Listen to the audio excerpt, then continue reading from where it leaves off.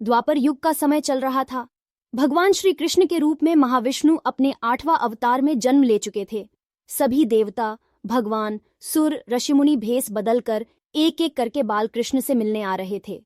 वह देख भगवान शिव के मन में भी अपने प्रिय प्रभु से मिलने की इच्छा उत्पन्न हुई, पर वह यह सोचकर रुके हुए थे कि बाल कृष्ण के लिए उपहार के रूप में क्या दिया जाए जिसे वह हमेशा अपने पास रख सके। तब शिवजी को याद आया कि उनके पास महान ऋषि दधीचि की वज्र की अस्थि हड्डी रखी हुई है।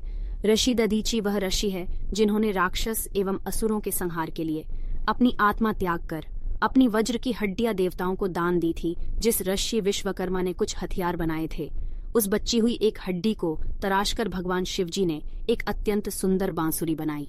फिर जब वह बालक भगवान कृष्ण से मिले, तब उन्होंने वही बांसुरी उन्हें भेंट कर दी। वो सुंदर भेंट कृष्ण भगवान को बहुत पसंद आई। शिव और कृष्ण भगवान के बीच स्नेह देखकर उस दिन देवताओं ने भगवान कृष्ण को बांसुरी वाला इस नाम से गौरवान्वित किया। उसी बांसुरी को ही कृष्णा भगवान के अपने अवतार काल के अधिकतम समय हमेशा अपने साथ रखा। तो यह थी कृष्णा के बांसुरी की कहानी।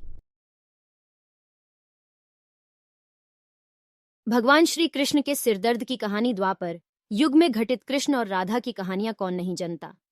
उस वक्त देवताओं में यह चर्चा थी कि राधा ही भगवान कृष्ण की सबसे बड़ी भक्त है, पर इस बात से एक व्यक्ति सहमत नहीं थे और वह थे नारद मुनि।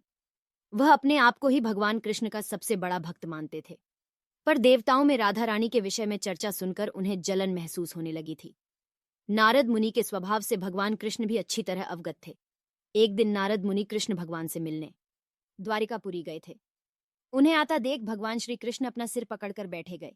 मुनिवर ने उन्हें देखते ही पूछा, क्या हुआ प्रभु, आप यूं सिर पकड़ कर क्यों बैठे हैं? उस पर द्वारिकाधीश ने उत्तर दिया, मुनिवर, आज हमें सिर में बहुत पीड़ा हो रही है। नारद बोले, तो प्रभु, इस पीड़ा को मिटने का क्या कोई उपाय है? कृष्ण ने कहा, हाँ, उपाय तो है। अगर मेरा सबसे बड़ा भक्त अपने चरण धोकर उसका चरण अमृत मुझे पिलाएगा तो मेरा सिरदर्द पल भर में ठीक हो जाएगा। कृष्ण के मुख से यह उपाय सुनकर कुछ पल के लिए मुनिवर सोच में पड़ गए कि हूं तो मैं ही सबसे बड़ा कृष्ण भक्त, लेकिन अगर मैं अपने पैर धोकर उसका चरण अमृत प्रभु को पिलाऊंगा तो मुझे नरक जाने जीतन महापाप लगेगा। परंतु राधा को भी तो सब कृष्ण का बड़ा भक्त मानते हैं। इतना सोचने के बाद भगवान कृष्ण से आज्ञा लेकर नारद तुरंत राधा रानी के महल में जा पहुंचे और उन्हें प्रभु के सिर में हो रही पीड़ा एवं उसके उपाय के बारे में वृतांत सुनाया। वह सुनकर राधा रानी ने एक क्षण का भी विलंब न करते हुए अपने चरण धोकर उसका अमृत एक कटोरी में नारद मुनि के हाथ में लाकर दिया और कहा, मुनिवर, मैं नहीं जानती कि मैं भगवान कृष्ण की कितनी बड़ी भक्त हूँ, पर मैं अपने ईश्वर आराध्य को पीड़ा में नहीं देख सकती। राधा के मुख से वह सच्चे भक्ति भाव के शब्द सुनकर नारद मुनि की आंखें खुल गईं और वह समझ गए कि राधा रानी ही कृष्ण की सबसे बड़ी भक्त है और प्रभु श्री कृष्ण ने यह लीला मुझे समझाने के लिए रची थी। भगवान श्री कृष्ण और कुम्हार की कहानी। यह कहानी भगवान कृष्ण के बाल्यकाल की है। बचपन में कृष्ण बड़े ही शरारती थे। आए दिन कृष्ण भगवान के नए नए उलाहने रोज यशोदा मैया के पास आते रहते थे। इन्हीं उलाहनों से तंग आकर एक दिन यशोदा मैया छड्डी लेकर कृष्ण भगवान के पीछे दौड़ी थी और मैया से भगाते भगाते गोविंदा एक कुम्हार के घर घुस गए। उस वक्त कुम्हार अपने काम में व्यस्त था, पर जब कुम्हार की दृष्टि भगवान पर पड़ी तब वह बड़ा ही प्रसन्न हो उठा। कृष्ण बोले, कुम्हार जी, मेरी मैया बहुत क्रोधित है और छड्डी लेकर मुझे ढूंढ रही है।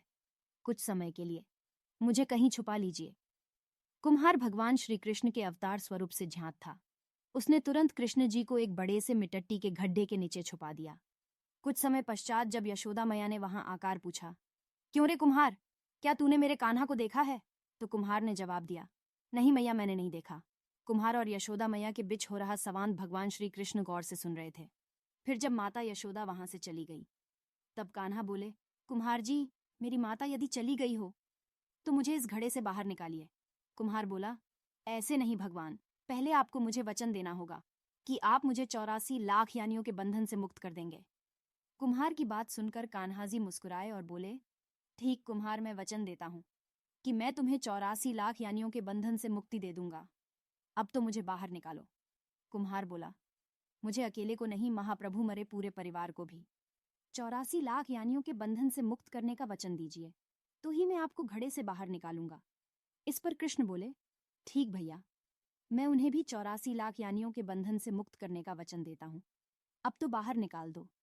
अब कुम्हार बोला, बस प्रभु जी, एक विनती और है। उसे पूरा करने का वचन देते हैं तो मैं आपको घड़े से बाहर निकाल लूंगा। कृष्ण बोले, अब वह भी बता दो।